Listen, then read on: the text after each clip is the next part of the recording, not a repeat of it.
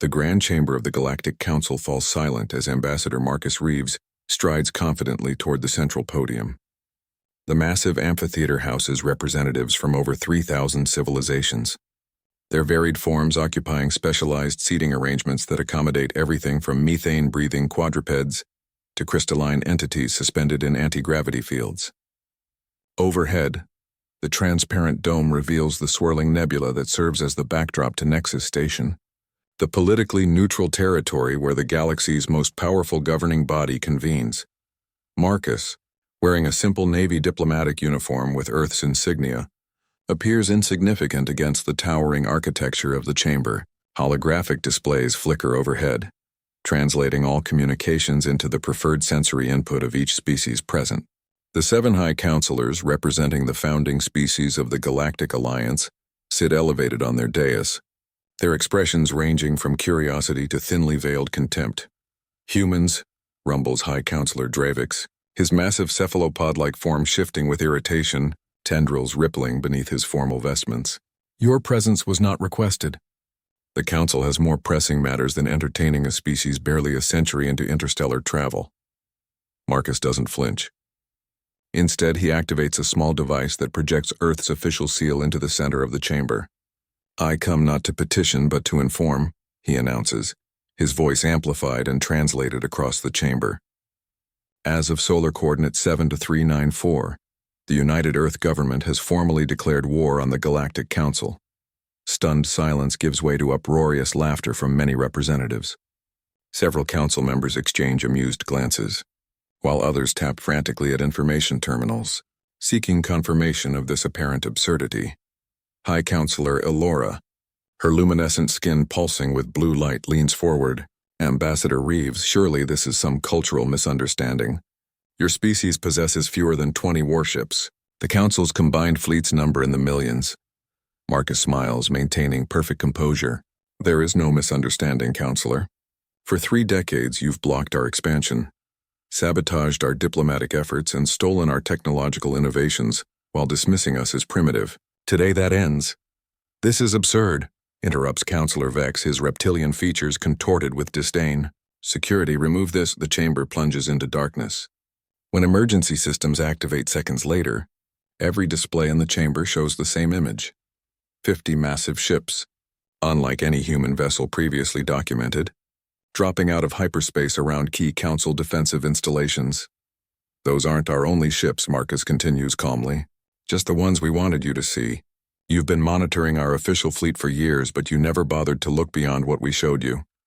The Council chamber erupts in chaos as defense alerts begin blaring throughout the station. Marcus stands unmoved at the center of the storm he's created, and as security forces move to apprehend him, he delivers his final statement.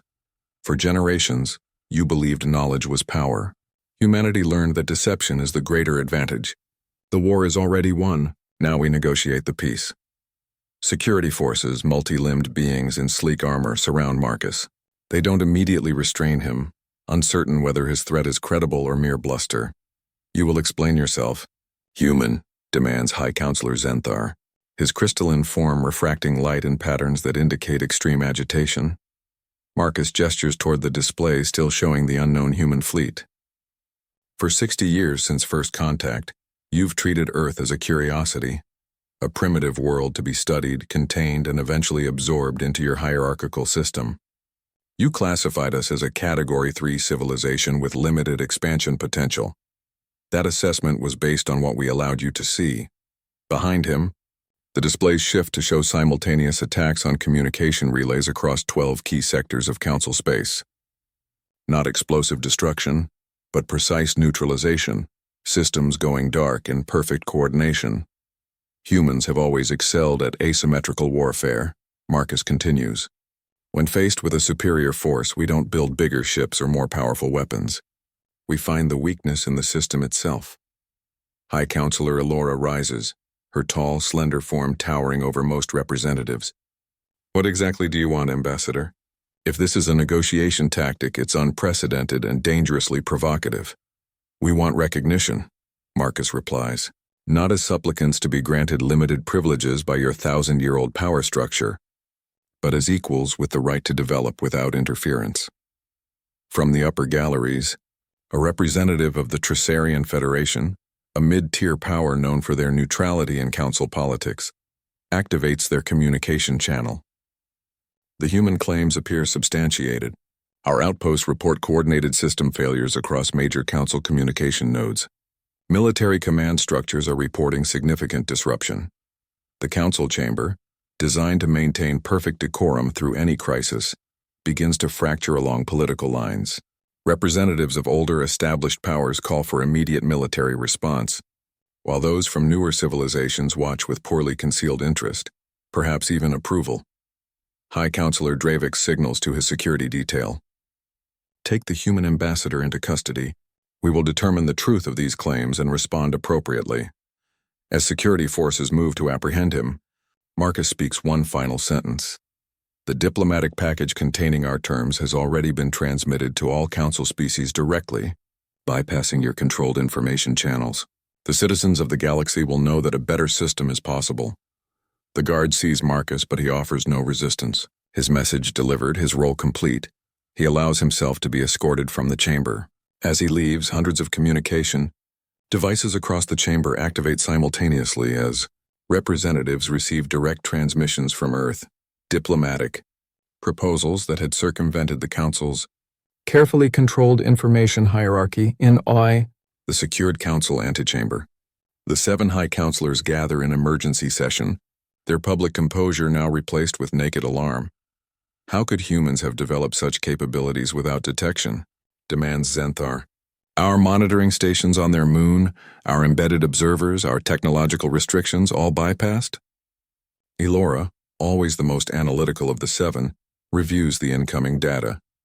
They never followed the expected development path. While we watched for advancements in propulsion technology, weapon systems, and energy production, they were building something entirely different. What exactly? Asks Vex, his reptilian features now set in grim concentration. Information warfare infrastructure, Elora replies. They didn't build better ships, they built better networks. They didn't develop planet-killing weapons, they developed system infiltration protocols that render our weapons useless. On displays throughout the chamber, reports continue to arrive from across council space. The carefully maintained hierarchy of information control, the Kyr, true source of the council's power for millennia, is unraveling as human diplomatic envoys make direct contact with worlds that had previously only received filtered information through council channels. The humans knew, Elora concludes, her bioluminescence dimming with the gravity of her realization. They understood that our power wasn't built on military might but on information control. And instead of challenging our fleets, they targeted our networks. In the holding cell where Ambassador Marcus Reeves awaits interrogation, a small smile plays across his face. Humanity's greatest deception wasn't the hidden fleet or the technological developments kept secret from council observers. It was the carefully cultivated image of humanity itself, presented as fractious, emotional and technologically dependent, while in reality implementing the most extensive information warfare campaign in galactic history. The war had indeed already been won. Not with weapons or ships, but with the sudden irreversible freedom of information across a galaxy that had been carefully controlled for thousands of years.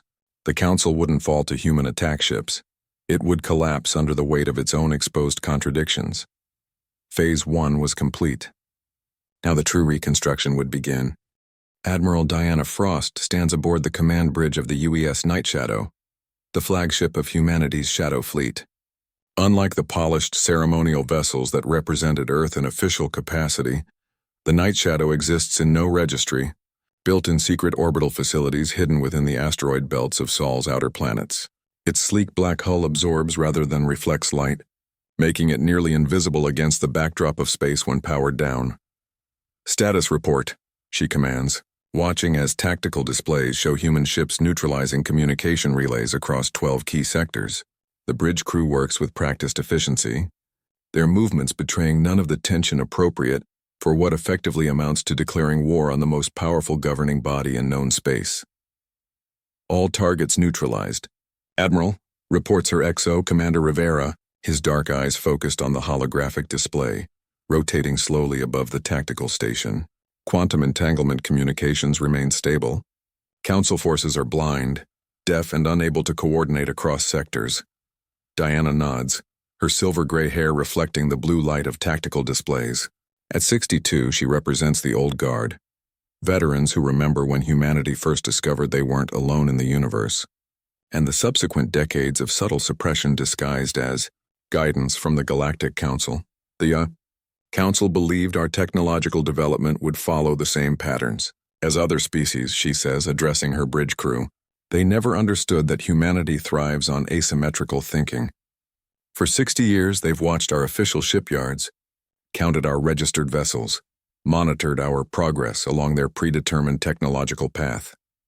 On the main screen, footage from the council chamber shows Ambassador Reeves being taken into custody, the planned sacrifice, their most public diplomat willingly becoming a prisoner to maintain the illusion that humanity's leadership remains centralized and predictable. Phase 2 commences in 3 hours, Diana announces. Prepare the Lazarus Protocol. Meanwhile, in a hidden facility deep beneath Europa's ice crust, Dr. Aidan Nolan activates the most closely guarded human technology, the Nexus.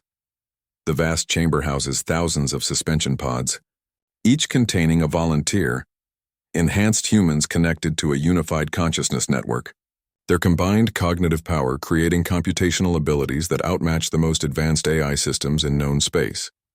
Initiating full-spectrum penetration of council networks, Aidan speaks into his comm unit, his breath fogging in the deliberately cold environment maintained to optimize the neural interfaces.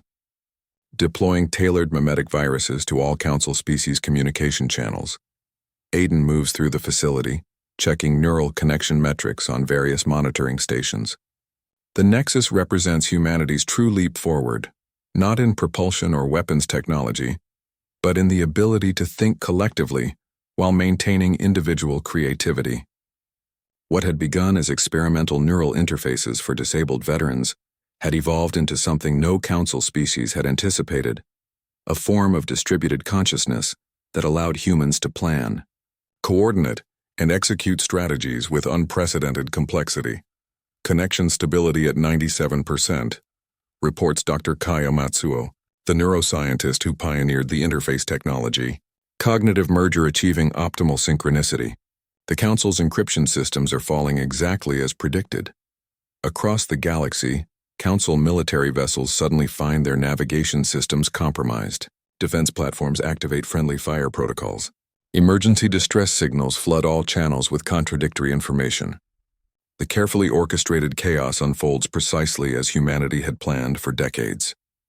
On Mars colony, General Tamara Okonkwo addresses the United Earth Security Council via secure channel, her dark features illuminated by the red light of the Martian sunset, filtering through reinforced windows.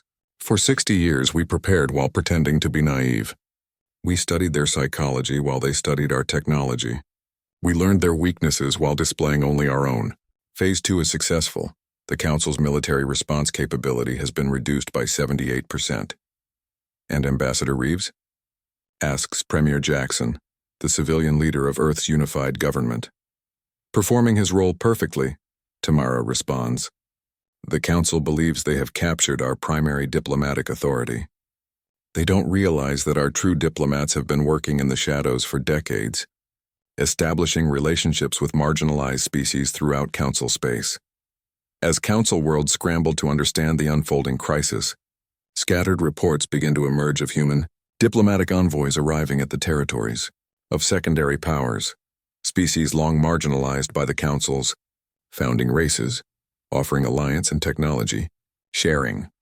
The Varani Federation has formally acknowledged our diplomatic mission, reports Foreign Secretary Luis Mendez, from his position at United Nations headquarters in Geneva. The Krell Conclave and Draconis Union are expected to follow within hours. These three powers alone represent nearly 30% of the galaxy's habitable worlds. Premier Jackson nods, his weathered face betraying little emotion, despite the enormity of what humanity has set in motion. And the Council founding species, responding exactly as predicted, Luis confirms. The Zentari are demanding immediate military retaliation. The Aloran Collective is calling for negotiation but being overruled. The Vixari Imperium has activated its reserve fleets, but our Nexus incursions have rendered their command and control systems unreliable at best. The war humanity declared isn't being fought with traditional weapons or frontal assaults. It's being won through decades of misdirection, information warfare, and the careful cultivation of allies among the disaffected members of galactic society. Back aboard the Night Shadow, Admiral Frost receives a priority communication from Europa Base. Nexus reports Council military command structures compromised across 85% of core territories. She informs her crew. Initiating Phase 3. Throughout human space, powerful quantum entanglement transmitters activate simultaneously, broadcasting directly to every known civilization, bypassing the Council's tightly controlled information channels. The message is simple. For millennia, the founding species of the Galactic Council have maintained their dominance not through superior technology or legitimate authority, but through the careful control of information flow between civilizations. Accompanying the message is evidence. Thousands of classified Council documents revealing how promising species had been deliberately sabotaged, how technological innovations had been appropriated from emerging civilizations, how the Council's founding races had maintained a system designed to preserve their advantage in perpetuity. They built their power on secrets, Diana murmurs, watching as the transmission reports confirm successful delivery across known space. We built ours on understanding how they think, and ensuring they never truly understood us. In secure bunkers across Earth and throughout the Sol system, humanity's leadership watches as the first responses to their information warfare campaign begin to emerge. The Galactic Council, for the first time in its 12,000-year history, faces a crisis it cannot contain through its usual methods of information control and diplomatic isolation. On the Night Shadow's bridge, a communication officer turns toward Admiral Frost. Admiral, we're receiving responses from 17 non-council civilizations acknowledging receipt of our diplomatic package and requesting direct communication. Diana allows herself a small smile, the first genuine display of emotion since the operation began. The Council believed they were observing a primitive species struggling to find its place in a galactic community. They never realized they were being studied by an entire civilization that had learned to present exactly the face they expected to see. Commander Rivera approaches, offering a data tablet showing real-time updates from across Council space. The Zentari Defense Fleet is attempting to mobilize, but their command structure is compromised. 3 of their capital ships fired on each other due to navigational system failures. The Aloran Diplomatic Corps is attempting to establish direct contact with Earth, bypassing Council protocols. And the Vixari? Diana asks, knowing that the militaristic reptilian species represents the most immediate threat. Their primary battle groups are paralyzed by contradictory orders and communication failures, Rivera reports. By the time they re-establish effective command and control, our diplomatic initiatives with secondary powers will be formalized. In his holding cell aboard the Council station, Ambassador Marcus Reeves sits calmly despite his circumstances.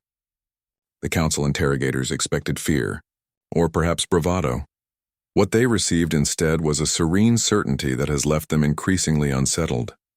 You must understand your situation, insists Interrogator Vril, a specialized telepath employed by Council security forces. Your species has committed an unprecedented act of aggression against the combined might of thousands of civilizations.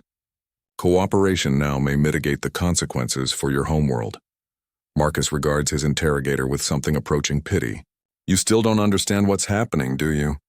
This isn't a war in any conventional sense. It's a system correction. For thousands of years, the Council has maintained a deliberately imbalanced power structure while High Counselor Zenthar pounds his crystalline appendage against the emergency chamber's table, sending fractures through the material. Fragments scatter across the polished surface, reflecting the agitated light patterns emanating from his silicon-based form. The private council chamber, hidden deep within Proxima Station, was designed to be the ultimate secure facility, a place where the 7 most powerful beings in the galaxy could speak freely, safe from any possible surveillance. How did we not see this coming? He demands, his translated voice reverberating with harmonic undertones that express profound distress. Humans were supposed to be primitive, emotional, predictable. The remaining High Counselors, evacuated to their secure facility as communication systems throughout Council space, continue to fail, exchange accusations and demands. Their carefully constructed hierarchy of power is collapsing hour by hour, as reports continue to arrive of strategic installations suddenly changing hands, vassal species declaring neutrality, and critical resource worlds signing exclusive agreements with human representatives who seem to have materialized from nowhere. Their deception was masterful, admits High Counselor Alora, her bioluminescence dimmed with stress, the usual vibrant blues and purples of her skin now pale and muted. While we monitored their official channels and documented fleet, they built a shadow infrastructure.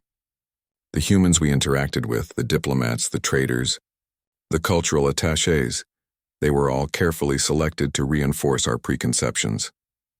Security Chief Zalok enters the chamber, his exoskeleton clicking with agitation. The insectoid being's compound eyes reflect the emergency lighting as he approaches the council table. High Counselors, our preliminary investigation suggests human agents have been embedded within our systems for at least 2 decades. Zalok's mandibles twitch as he delivers this humiliating assessment. They didn't hack our networks. They built portions of them, installing backdoors we never detected. Every upgrade we implemented contained their code. Impossible. Counselor Vex snarls, his reptilian features contorted in disbelief. Our security protocols were designed to detect known patterns of intrusion, Zalok interrupts, a breach of protocol that demonstrates the severity of the crisis. The humans didn't use any known patterns. They didn't attack our systems at all. They helped develop them, volunteering their expertise, offering innovations that we eagerly integrated without sufficient scrutiny. High Counselor Dravix, his massive cephalopod form shifting restlessly, extends a sensory tendril toward the tactical display. What do they want? If domination was their goal, why announce their intentions at all? They could have continued their infiltration indefinitely. The chamber doors slide open without announcement, another unprecedented breach of protocol, to reveal Ambassador Marcus Reeves, now free from custody and accompanied by a delegation of representatives from 15 mid-tier council races. The human shows no signs of his recent captivity, his Navy diplomatic uniform immaculate, his posture relaxed yet commanding. Because war was never our true objective, Marcus states calmly, entering without invitation. It was simply the most efficient way to force this conversation. The counselors rise in alarm, but the security forces stationed throughout. The chamber stand down as the accompanying delegation includes several influential species whose support is critical to maintaining what remains of council authority. How did you find this chamber? Demands Zenthar, light pulsing erratically through his crystalline form. This location is known only to the High Council and their direct security detail. Marcus smiles. There are no secrets anymore, Counselor. That's rather the point. He activates a personal device that interfaces seamlessly with the chamber's systems, a technological compatibility that should be impossible, and the central display illuminates with documents, technical specifications, and communication logs spanning centuries of council operations. The Galactic Council has existed for 12,000 years, continues Marcus, his voice level and unhurried, establishing a hierarchy that benefits the founding races while systematically exploiting newer civilizations. Humanity could have accepted our assigned place, but we chose a different path, he gestures, and the display shifts to show a new political structure, a balanced representation system that eliminates the permanent advantages of the founding species. The model rotates slowly, revealing a governance framework unlike anything previously implemented in galactic history. Our war has already accomplished its objectives, Marcus explains. We've demonstrated the fundamental vulnerabilities in your power structure. Now we propose the Galactic Reformation Accords, a new framework for interstellar governance. Ambassador Telix of the Vorani steps forward from the delegation. The tall, elegant being's translucent skin reveals the complex circulatory system beneath, a characteristic that had earned their species the derogatory designation glass people from some of the more xenophobic council members. Many of us have suffered under council restrictions for centuries, Telix states, voice modulated to convey both resolve and restraint. The Vorani were classified as a limited potential species 500 years ago, restricting our development to predetermined technological paths. Humanity approached us years ago, offering partnership instead of domination. We've been working together in secret, preparing for this moment. Similar statements follow from other delegation members, representatives of species that had long existed in the shadow of the Council's founding races, their development carefully controlled, their resources exploited, their political voice systematically minimized. The human war is revealed as a carefully orchestrated political revolution, backed by dozens of species, who had been quietly gathering strength while the Council remained focused on the perceived human threat, alone. You've been manipulating other species against the Council, accuses Councillor Vex, fangs bared in a gesture his species cannot help when experiencing extreme stress. This is sedition on an unprecedented scale. No, corrects Marcus. This is democracy on an unprecedented scale. For the first time, all species will have representation proportional to their population, not their longevity or military might. He gestures again, and the display shifts to real-time footage from across Council space. On dozens of worlds, public demonstrations are underway. Citizens of countless species gathering to demand the reforms outlined in the human diplomatic package. The information warfare campaign has reached its culmination. The carefully maintained facade of Council benevolence has been irrevocably shattered. You built a system designed to preserve your advantage permanently, Marcus continues. You classified emerging species according to their perceived threat level, then implemented targeted restrictions to ensure they could never challenge your position. Humanity was subjected to the same treatment, but unlike others, we recognized the pattern immediately. High Counselor Alora, always the most adaptable of the seven, studies the proposed governance model with analytical intensity. This structure eliminates the founding species' veto authority and permanent council seats. Yes, confirms Marcus. Political representation will be proportional and rotating. No species, regardless of its history or power, will maintain permanent control of key institutions. Unacceptable, declares Zenthar. The founding species brought order to a chaotic galaxy. Our permanent authority is the foundation of that order. Ambassador Telek steps forward again. The order you brought was designed primarily to benefit your own species. The Vorani were once renowned for their medical sciences, until our research was classified as potentially destabilizing and restricted. Similar stories exist across every sector of Council space. As the counselors realize the true scope of humanity's long game, Marcus delivers the final revelation. Your choice is simple: evolution or obsolescence. The old council dies today regardless of your decision. The only question is whether you'll join us in building something better. The silence that follows is profound. For 12,000 years, the seven founding species had maintained their dominance through careful information control, technological superiority, and the strategic application of overwhelming force when necessary. Now, in the span of days, a species they had dismissed as primitive had not only penetrated their most secure systems but had fundamentally altered the political landscape they had taken for granted. How can we trust that this new system won't simply replace our dominance with human dominance? Asks Elora, the first to recover from the shock. Marcus nods, acknowledging the legitimacy of the question. A fair concern. That's why the Reformation Accords include mandatory distribution of key technologies across all member species, dissolving the artificial barriers to development that have been maintained for millennia. No species, including humans, will be permitted to maintain technological advantages through secrecy. This is madness, mutters Counselor Dravix, his vocal sacs inflating with agitation. You would eliminate millennia of carefully maintained stability for an experiment in egalitarianism. The stability you refer to was always an illusion, responds Ambassador Telex. It was stability for the powerful at the expense of everyone else. True stability comes from systems that benefit all participants equally. Outside the chamber, throughout Proxima Station, and across. 3 days into the Terran Crisis, as it's being called throughout the galaxy, the 7 High Counselors reluctantly convene with the human delegation and representatives from 32 formerly subordinate species. The emergency summit takes place aboard the neutral diplomatic station Harmony, its defensive systems disabled as a condition of the meeting.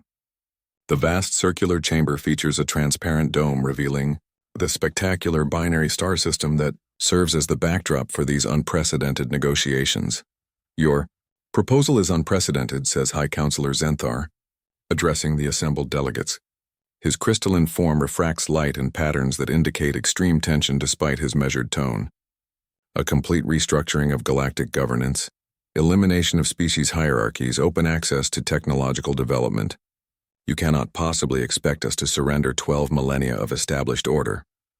Dr. Lyra Osei, Earth's foremost xenopolitical strategist, steps forward. Unlike the diplomatic team with their formal attire, she wears practical research attire, her expression analytical rather than confrontational. At 48, she represents a generation of humans who grew up knowing their species was not alone in the universe.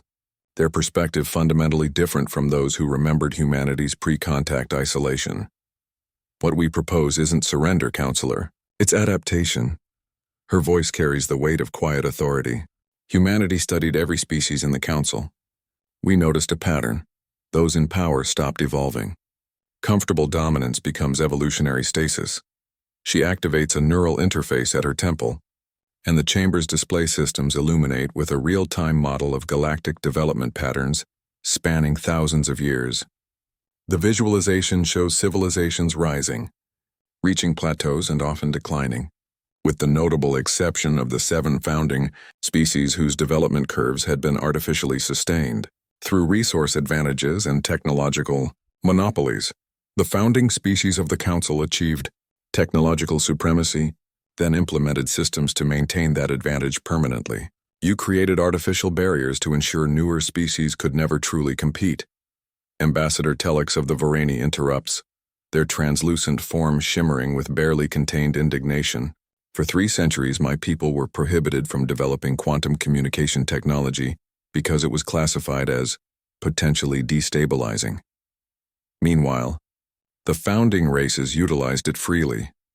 Murmurs of agreement spread through the delegation as other species share similar experiences. Technological development paths blocked, research classified as restricted, resources allocated disproportionately to maintain the established hierarchy.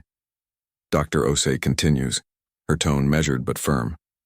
Humanity recognized this pattern immediately upon first contact. Rather than accepting the limitations you would impose, we created the appearance of compliance while developing along entirely different technological paths. She gestures, and the display shifts to reveal the existence of the Nexus, humanity's greatest technological achievement and most closely guarded secret until now. The visualization shows thousands of neural connections forming a vast, interconnected network, processing information at speeds that make conventional computing systems appear primitive by comparison. While you expected us to pursue weapons, energy, or propulsion technologies, we focused on cognitive enhancement and collective intelligence systems. The Nexus represents a fundamental shift in how sapient beings can interface and cooperate. The Council representatives watch in stunned silence as the display demonstrates how the Nexus allows thousands of enhanced human minds to function as a unified intelligence, creating computational and creative capabilities beyond anything in known space. Not artificial intelligence, which the Council had strictly regulated, but augmented human intelligence networked in unprecedented ways. This is how we bypassed your security systems, explains Admiral Frost, joining the presentation. Her military uniform stands in stark contrast to Dr. Osei's research attire, representing the dual approach that had defined humanity's secret preparations. This is how we coordinated simultaneous diplomatic initiatives across 50 sectors. And this is why traditional military response was never viable against us. We think differently, collectively yet individually, unified yet diverse. High Counselor Elora, always the most pragmatic of the 7, leans forward. Her bioluminescent patterns shift to indicate intense interest rather than hostility. And you offer to share this technology? Not exactly, Dr. Osei clarifies. We offer to co-develop the next iteration with all willing species. The Nexus works differently for each neurological pattern. Humanity doesn't seek to replace your hierarchy with our own. We propose genuine collaboration, different species contributing their unique cognitive advantages to create something greater than any could achieve alone.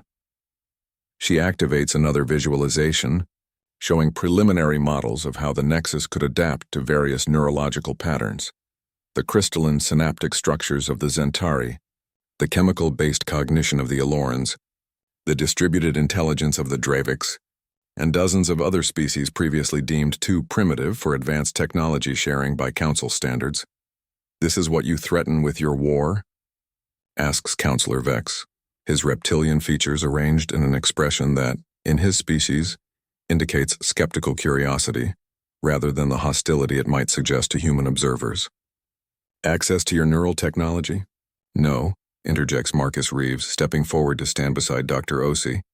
What we offer is a genuine partnership. What we threaten is the exposure of how the Council has systematically suppressed the development of countless species to maintain its founding members' advantages. The choice is yours. Evolve with us or be left behind as the rest of the galaxy moves forward together. The chamber falls silent as the implications become clear. The human delegation hasn't come to negotiate concessions or seek admission to the existing power structure. They've come to fundamentally transform it, and they've already secured the support of dozens of previously marginalized species who see in humanity an opportunity for liberation from millennia of carefully managed suppression. Hi, Counselor Xanthar's crystalline form pulses, with patterns that indicate deep internal conflict. What guarantees do the founding species have that this new arrangement won't simply result in our marginalization, the very thing you accuse us of inflicting on others? Dr. Osi nods, acknowledging the legitimacy of the concern. A fair question. The Reformation Accords include specific protections for all member species, including the founding 7. No species can be excluded from technological developments, resource access, or political representation. The difference is that these protections will now extend to everyone, not just the historically powerful. She activates a third visualization, showing a simulation of how the new governance system would function, with representation proportional to population rather than historical status, with technological development unrestricted by artificial barriers, with resource allocation based on need rather than political influence. The founding species won't be marginalized, she explains. They'll simply be equal, something they've never experienced before. The debate continues for hours, with representatives from previously subordinate species sharing centuries of grievances while the Council's founding members struggle to envision a galaxy in which their dominance is not assured. Throughout it all, the human delegation maintains a consistent position. The old system is already collapsing, not through military defeat, but through the simple exposure of its fundamental contradictions. As the summit approaches its conclusion, High Counselor Elora, her bioluminescence now shifted to patterns indicating resolution rather than conflict, addresses the chamber. It appears we have little choice. The information your war has released cannot be recaptured. The expectations you've created among the general population cannot be unmet. The question before us is not whether the Council will transform, but what role its founding species will play in that transformation. Marcus nods. That has always been the question, Counselor. Humanity didn't come to destroy what you built, but to evolve it into something that benefits all species equally. And if we refuse? Asks Counselor Vex, his tone conveying genuine curiosity rather than threat. Then you become irrelevant. Marcus responds simply. The coalition of reformed worlds will proceed without you. Your economic advantages will erode as previously restricted technologies become widely available. Your political influence will diminish as species previously dependent on your approval forge new alliances. You won't be defeated. You'll simply be bypassed by the natural evolution of galactic society. As the Council representatives confer among themselves, Dr. Osi approaches Admiral Frost, speaking in low tones that won't be overheard by the Chamber's translation systems. They'll agree, she predicts. The Elorans and Dravix are already convinced. The Zentari and Vexari will follow once they calculate the economic implications of isolation. Frost nods, her expression revealing nothing of the tension she must feel after decades of preparation leading to this moment. And the Nexus integration? Are we certain other species can adapt to the technology without the evolutionary background that allowed us to develop it? The preliminary 1 year after what historians now call the Revelation, the former council chamber on Galaxis Prime has been transformed. The hierarchical seating arrangement has been replaced by a circular forum where representatives from over 4,000 species participate in galactic governance through a rotating system of representation. The transparent dome overhead still reveals the spectacular spiral arms of the galaxy, but the view is now accompanied by real-time data visualizations showing resource distribution, development initiatives, and technological exchange programs across all member worlds. Ambassador Marcus Reeves, now serving as Earth's representative to the newly formed Galactic Concordat, observes the proceedings with satisfaction. He stands at the observation gallery, watching species that had never before been permitted direct participation in governance now contributing their unique perspectives to discussions that will shape the future of the galaxy. The transition hasn't been entirely smooth. 3 of the original High Council species refused to join the new arrangement and have formed a separatist alliance in the outer systems, maintaining their hierarchical approach to interspecies relations. Trade embargoes and diplomatic tensions continue, but the predicted military response never materialized. The separatists discovered that without the information control systems they had relied on for millennia, their ability to project power had diminished substantially. Humanity's greatest contribution wasn't the Nexus technology, remarks Telex, now serving as first moderator of the Concordat. The Varani diplomat's translucent form shimmers with the patterns that, in their species, indicate deep satisfaction. It was forcing us to confront how artificial our limitations had become. Marcus nods, watching as representatives debate the latest initiative, a cross-species scientific expedition to explore the galactic core, previously restricted as too dangerous for emerging civilizations. The project will combine the unique sensory capabilities and scientific approaches of dozens of species, creating possibilities for discovery that no single civilization could achieve alone. "We never wanted war," he responds, his voice carrying the weariness of someone who has carried a tremendous burden for too long. "Just the opportunity to participate as equals. Yet you prepared for it thoroughly," Telex observes. The Shadow Fleet, the Nexus technology, the information warfare infrastructure, all developed in secret while presenting an entirely different face to the Council. Humanity has always prepared for worst-case scenarios while working toward better ones, Marcus acknowledges. It's both our greatest strength and our most frustrating contradiction. Below them, the Chamber's central platform now hosts a delegation from a newly contacted civilization, a methane-breathing species from the galaxy's outer rim that, under the old Council, would have been classified and restricted before being permitted any meaningful participation in galactic affairs. Now their unique perspective on dark matter research is being incorporated into a collaborative project involving dozens of previously separated scientific traditions. Across the galaxy, the first multi-species Nexus installations have begun operation, creating unprecedented cooperation between formerly isolated civilizations.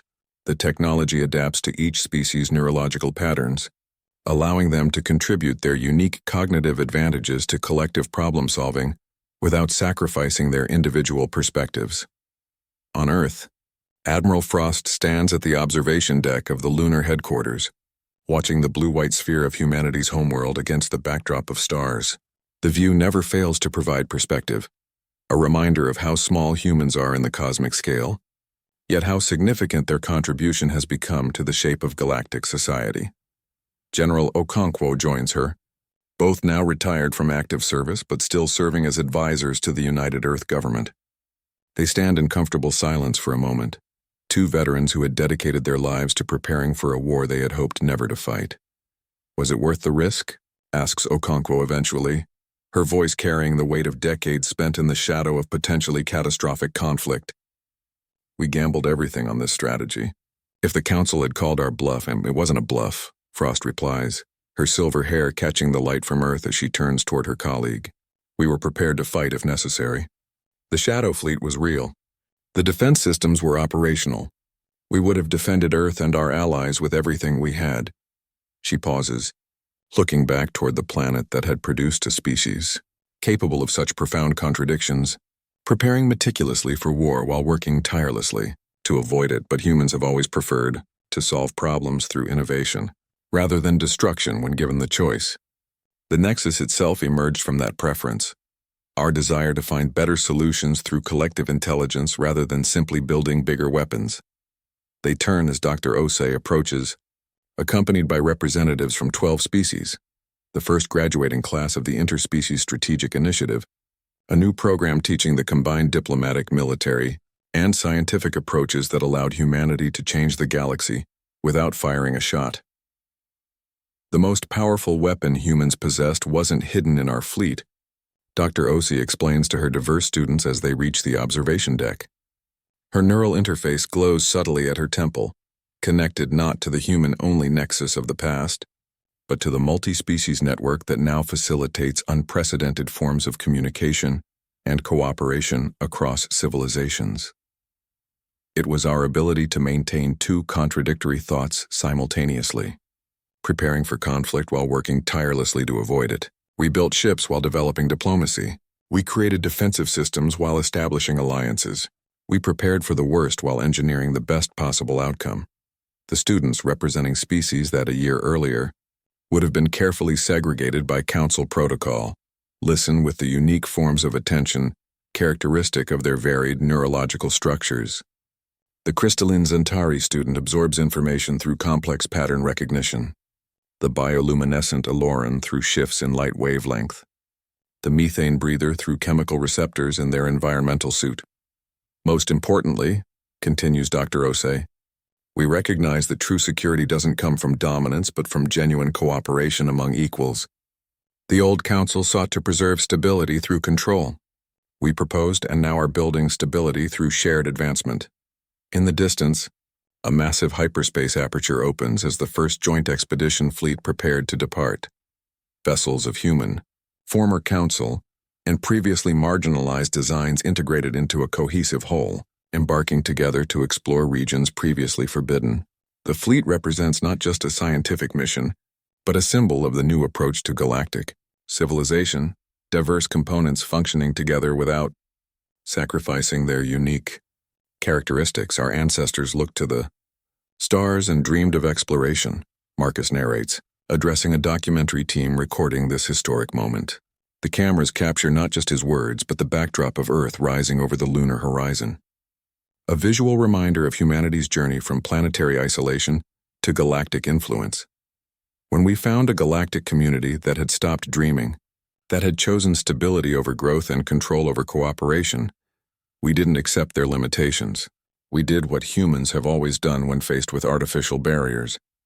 The fleet enters hyperspace in a brilliant flash of light that briefly outshines the stars themselves, carrying representatives of 100 species toward discoveries that none could achieve alone.